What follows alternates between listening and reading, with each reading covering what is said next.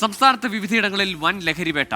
കൊല്ലം ചടയമംഗലത്ത് super മാർക്കറ്റിൽ നിന്ന് 700 കിലോയോളം ലഹരി വസ്തുക്കൾ പിടിച്ചെടുത്തു.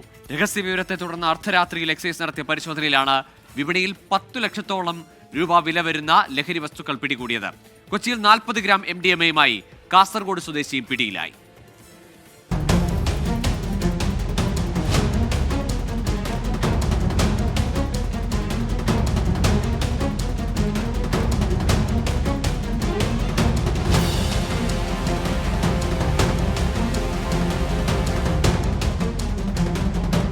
ചടയമംഗലം എക്സൈസ് റേഞ്ച് ഇൻസ്പെക്ടർ രാജേഷിന്റെ നേതൃത്വത്തിൽ നടത്തിയ മിഡ് നൈറ്റ് റെയ്ഡിലാണ് കടക്കൽ കുമ്മിൽ റോഡിൽ പ്രവർത്തിക്കുന്ന പനമ്പള്ളി സൂപ്പർ മാർക്കറ്റിൽ നിന്നും 700 കിലോയോളം നിരോധിത പുകയില ഉൽപ്പന്നങ്ങൾ പിടികൂടിയത്.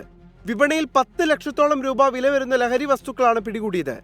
മുക്കുന്നം സ്വദേശി സിയാദിന്റെ ഉടമസ്ഥതയിലുള്ളതാണ് സൂപ്പർ മാർക്കറ്റ്. മുൻപും സമാന കേസുകളിൽ ഉൾപ്പെട്ടയാളാണ് സിയാദ് എന്ന് പോലീസ് കണ്ടെത്തി. കഴിഞ്ഞ ഒരു മാസത്തിനിടെ ആയൂർ, കടക്കൽ, ഇട്ടിവ മേഖലകളിൽ നിന്നായി 1 ടണ്ണിലധികം നിരോധിത ലഹരി വസ്തുക്കളാണ് ചടയമംഗലം എക്സൈസ് പിടിച്ചെടുത്തത്. കൊച്ചിയിലും വൻ ലഹരി വേട്ടയാണ് നടന്നത്. 40 ഗ്രാം MDMA-യുമായി കാസർഗോഡ് സ്വദേശി അഷ്റഫിനെ ഡാൻസ് ഓഫ് സംഘം പിടികൂടി.